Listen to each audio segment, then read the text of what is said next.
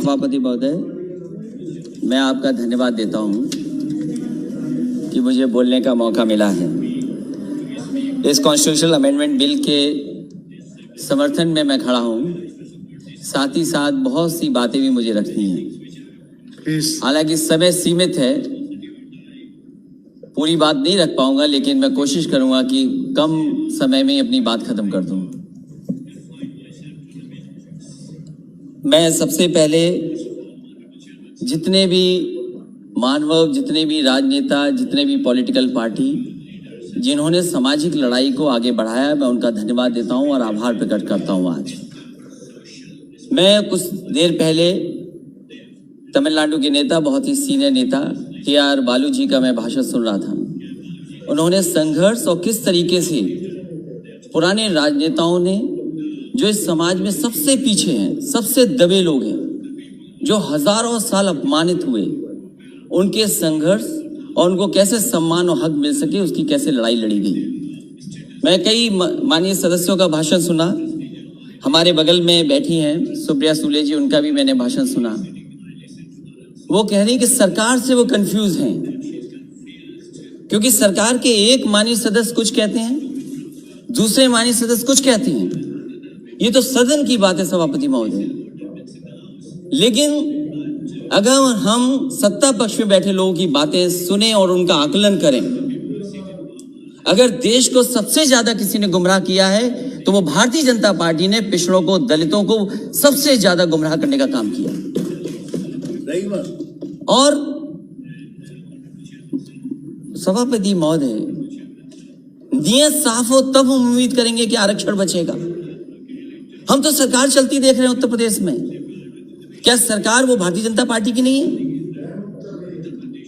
क्या वो भारतीय जनता पार्टी के विचारधारा के लोग नहीं है?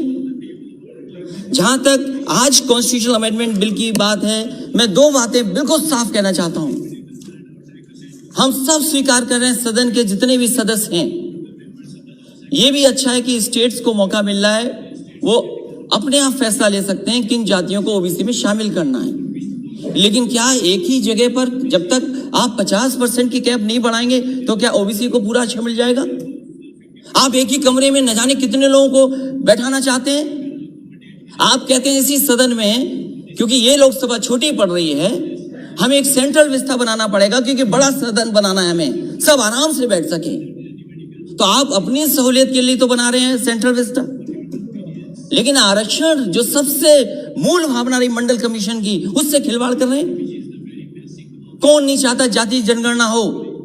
माननीय सभापति महोदय, हमसे बेहतर किसी ने नहीं देखा होगा कि जातियों में नफरत अगर कोई फैलाता है तो ये भारतीय जनता पार्टी के लोग जो नफरत फैलाते हैं।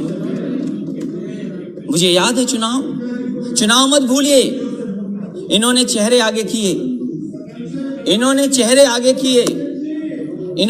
आगे किए कि ये ओबीसी मुख्यमंत्री होंगे, ये ओबीसी मुख्यमंत्री होंगे, ये ओबीसी मुख्यमंत्री होंगे। लेकिन जब मुख्यमंत्री बना तो कौन बना? ये हर जाति के अंदर नफरत फैला दी इन्होंने। इसलिए हमारी मांग है सभापति महोदय, जब इतना कॉन्स्टिट्यूशनल अमेंडमेंट बिल लाया गया है, तो जो सबसे पुरानी मांग रही है कि सब जातियों को गिन लिया जाए। आज भारत में सबसे बड़ा मुश्किल काम यह है कि हर जाति ये समझती है कि मैं आबादी में ज्यादा हूं। हर जाति को एक दूसरे से कंफ्यूजन पैदा किया हुआ है कि आप ज्यादा हैं जाति में, आपका हक छिन रहा है, आपको जो हक मिलना चाहिए वो नहीं मिल रहा है। तो सभापति मेरी मांग है, इस समय जब इतना बड़ा फैसला सरकार ले रही है और जब इनकी सरकारी पिछड़ों ने बनवाई है, तो जाति के आधार पर जो कास्ट सेंसस है, उसके जो आंकड़े हैं, कम से कम जारी होने चाहिए, क्योंकि सरकार ने हजारों करोड़ रुपया खर्च किया है। ये हमारे समाज की सच्चाई है कि जाति की सीमा के अंदर ही हम रहकर के काम करते हैं, उस सीमा से बाहर नहीं निकल सकते। इसलिए जो सबसे बड़ी मांग हमारी है, एक तो आरक्षण की कैप बढ़ाई जाए, 50% से ऊपर किया जाए। वो सरकार स्वीकार करेगी कि नहीं करेगी? वहां के माननीय सदस्य जो पिछड़े और दलित बैठे हैं, वो शायद इस बात को मानते होंगे कि आरक्षण बढ़ना चाहिए। लेकिन अगर एक को पद मिल जाए, एक मंत्री बन जाए, 2 मंत्री बन जाए, शायद उससे पिछड़ों का भला नहीं होने वाला। भला तब होगा जब हम इस 50% की सीमा को और आगे बढ़ा दे, तब जाकर के हमें पिछड़ों का भला होगा। मंत्री बनने से भला नहीं होने जा रहा है। एमपी कितने भी आए हों हमारे, लेकिन अगली सरकार समाजवादी बनने जा रही है। और आप अगर कास्ट सेंसस नहीं करोगे तो उत्तर प्रदेश में समाजवादी पार्टी कास्ट सेंसस करके दिखा देगी।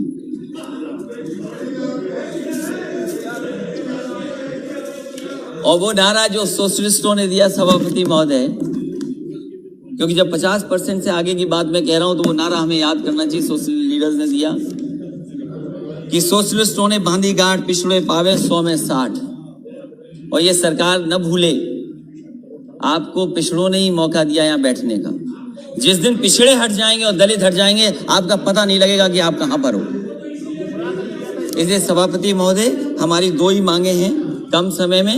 एक तो सीमा बढ़ाई जाए और दूसरा ओबीसी के कास्ट सेंसस के जो आंकड़े वो जारी किए हैं। बहुत बहुत धन्यवाद आपका। धन्यवाद धन्यवाद। सुरेश धनोरकर। कहने पर ही